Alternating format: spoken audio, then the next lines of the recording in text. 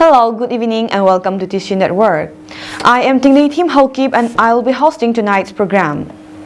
Today's top stories include Infal to Churachandpur bus return midway from Phogakchao, Ikhai.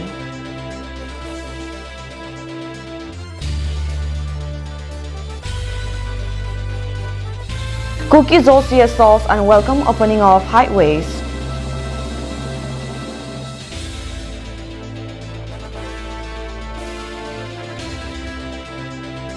COVID cases surge highest since May 21.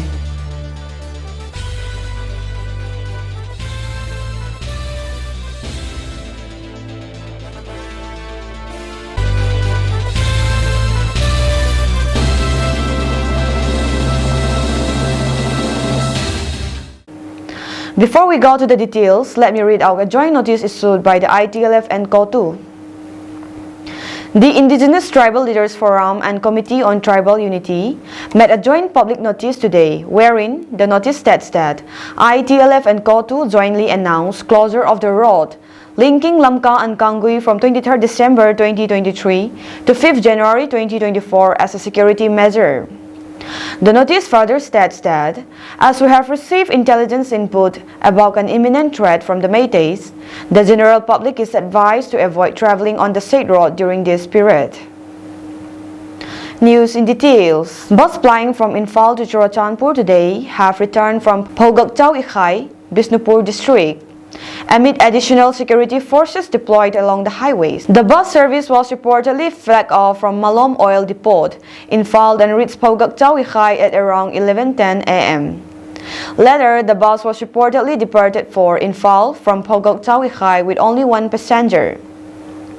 The Manipur Home Department, in a public notice issued on Thursday, said, "It is for the information of all that the Infal Kangpokpi Mao Highway and the Infal Bisnupur Churachandpur Highway were operational and open for use by all.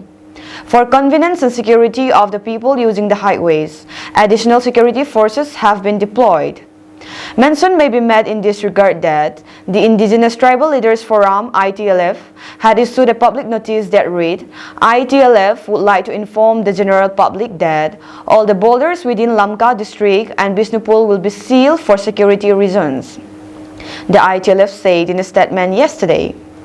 The statement stated that the forum has got intelligence inputs about an imminent threat to disrupt the Christmas season, and therefore non-tribals residing within Lamka are restricted to cross the district boundary, and also non-tribals staying outside the district are advised not to cross the district border towards Lamka during the stipulated time from 23rd of December till 5th of January 2024.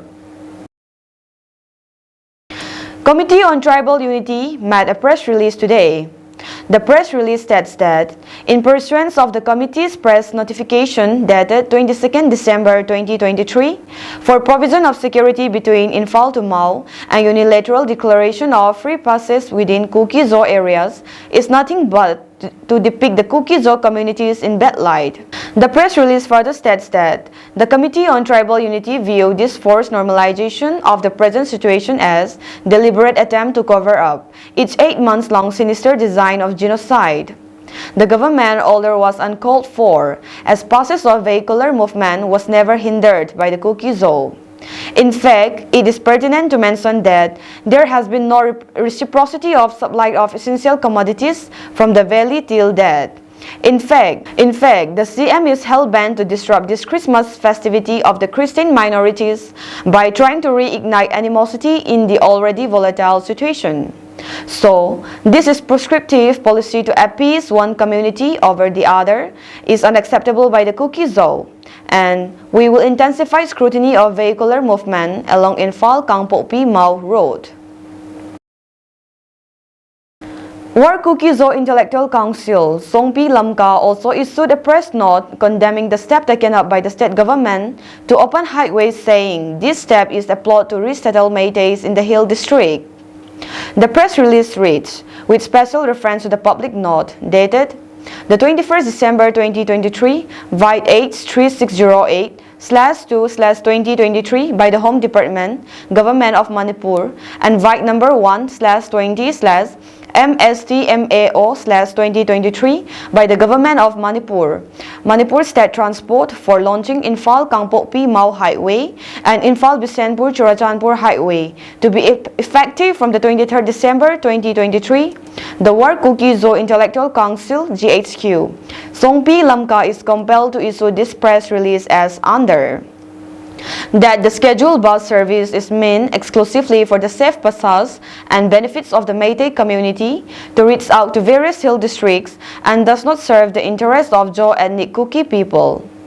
Neither the state government of Manipur nor its home department and Manipur State Security Forces bother about the safety of Kuki Zo people since the 3rd of May 2023. For the safety and evacuations of Kuki people who were rendered selfless humanitarian evacuations by Central Security Forces and humanitarian activists. The press release further says the proposed bus service is just a sinister design of the Manipur state government and its home department to pave way for the Meiteis to get access to hill districts, which they could not since the 3rd of May 2023.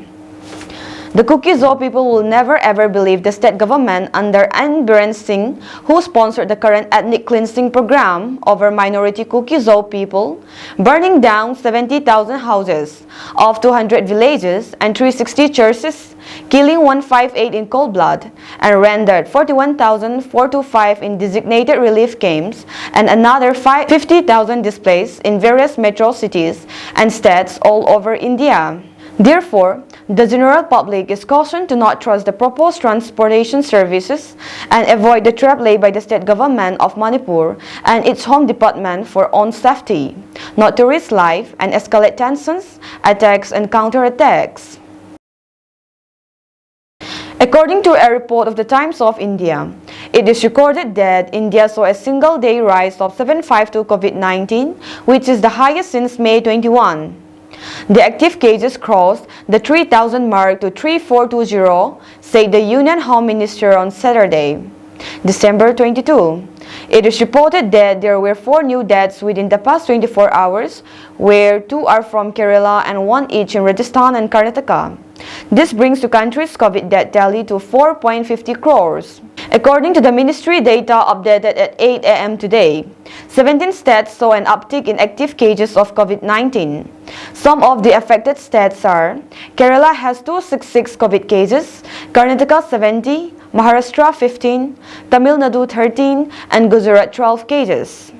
Meanwhile, the Bihar government has directed all districts and hospitals in the state to increase COVID-19 RT-PCR testing with random testing of arrivals at Patna, Gaya and Darbhanga airports. The World Health Organization classified JN1 as a variant of interest, which is one of the fastest spreading viruses in the past few weeks. So far, 22 cases of the COVID subvariant JN1 have been reported across the country until December 21, government sources said. Of them, 19 have been traced in Goa and 1 each in Kerala and Maharashtra. The central government has said the current spike in COVID-19 cases was not a cause for concern and urged people not to panic. However, the Central has advised people having comorbidities to wear face masks as a precautionary measure, said the report. Let's take a short commercial break.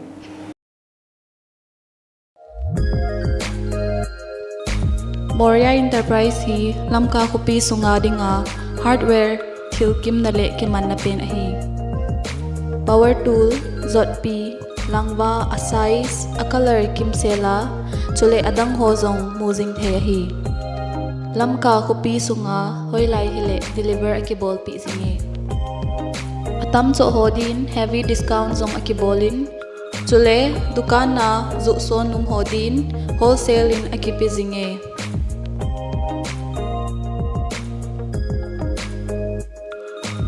brand hoi tata RT Suraksha Kamdhenu Zindal Galaxy chule adang dangzong aumin ahi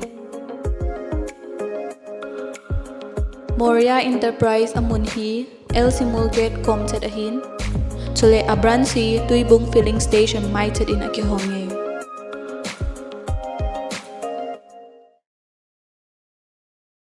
Welcome back. Mangchat Hanzo, Convener Relief and Medical Department on behalf of ITLF, met the local media today in his office. He expressed his happiness over unstopping food supplies and basic amenities from 3rd May. He also thanked the public and various social and church organizations for their continual support and contribution for the frontline volunteers despite the harsh living conditions. The donation made for the frontline volunteers so as to provide them a hearty Christmas feast is still ongoing, and enough had been donated to provide a feast for 100 posts serving around 1,000 volunteers. He expressed his heartfelt gratitude to the public as well as the various church organizations for their donations and said that the continual support and love we had for the frontline volunteers could be seen through the donations we made for them. Unfortunately, appeal to the public had been made earlier by the ITLF that there will be no Christmas and New Year feasts and social gatherings for the public this year, and instead those money were donated to the frontline volunteers to help them meet their needs during this festive season. He further requests the public to not cease their good work and to continue to support the frontline volunteers so they can continue to be on guard. Today at around 11 a.m., a compensation handover program was organized for the martyrs' family at KKL Complex, IB Road. The fund donated by CYMA and the money received by the receptionist during the burial program of the martyrs on 20 December were handed over to the martyrs' family, and a sum of 2,000 rupees was given over per head. As entrusted by the JPO, the KKL JHQ successfully carried out the program. The YPA handed over relief material today at YPA Hall, Hyangtam Lamka. As of today, around 253 families have benefited from this charity drive. The relief materials were bought with the money received through online donation organized by YPA. These funds are mainly used to help families with very poor living standards within various units in different blocks. The relief materials mainly include rice, dal, and mustard oil. KSO CCP distributed winter necessity to more than 100 relief centers yesterday. They distributed necessities like blanket, jacket, and sweater to the frontline volunteers under the theme Warm Heart Charity. This charity drive has been organized mainly for the brave volunteers who selflessly guarded and stood at the front lines so that they could be provided with the essential materials to stay warm during this cold winter and to show them the love they deserve. In addition to this, the KSO CCP under the theme Warm Heart Charity visited the frontline volunteers, and Cookie in P. Chorachandpur with the KKL GHQ gave a small token of Christmas gift to its volunteers and encouraged them to safeguard our frontline till our demands are met.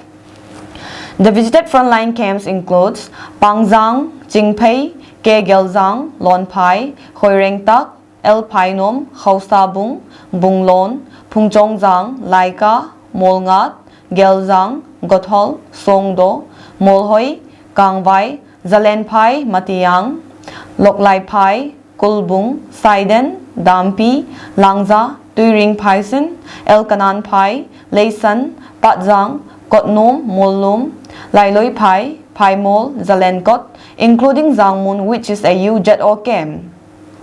The KSO added their gratefulness to the Almighty and exclaimed their gratitude to KSO Sisipur block, namely Samulamlan Singat, Thanglong, Sangaikot, Songpi, Leimata, Hinglip, and added their thankfulness to KSO units. The KSO team additionally proclaimed their gratefulness to various organizations, village chief, and laymen for their contribution toward the success of this program and encouraged to stand unitedly and to continue to selflessly contribute in the future of the Kuki Zoo. Today at around 5 p.m., the KSO representatives, namely Go Lungmun Haukip and Kim Si, called on Tamil Nadu Minister of Youth Affairs and Development, Udayadin Stalin's son, who is also a famous South Indian film actor, come producer and appraise him of hardship faced by the Kuki Zoo students in Imphal. They also informed him about the challenges of resuming their studies outside Manipur. They pledged the minister to give a helping hand to Kuki Zoo students and to continue to support them in their political fight with the government. The United Kuki National Army and Kuki National Front End issued a joint press release and Christmas greeting this December 23. On behalf of all the Kuki Zoo volunteers who work vigorously to keep the people safe in Manipur since May 3, Go Kuki, in charge of the information and publicity of the United Kuki National Army and Kuki National Front End, expresses gratitude to the leaders of Indigenous Tribal Leaders Forum, the Joint Philanthropic Organization, and to all other Kuki Zoo leaders who have been working tirelessly to tender the needs of the people. He added that the burial of the 87 Kuki Zoo martyrs on December 20 was possible only with their consistent effort.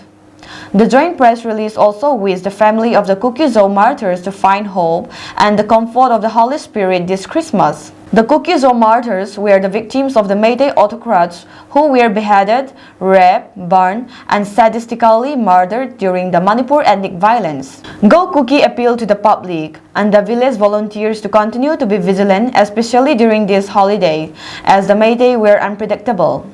They further solicit the public to avoid any kind of intoxicating things and continue moving forward with caution. He requests the public to persevere on the movement. He further reassures the public that the groups are determined to ensure peace and keep the people in Kuki Zoo area. That is all for today's news, and have a pleasant evening ahead.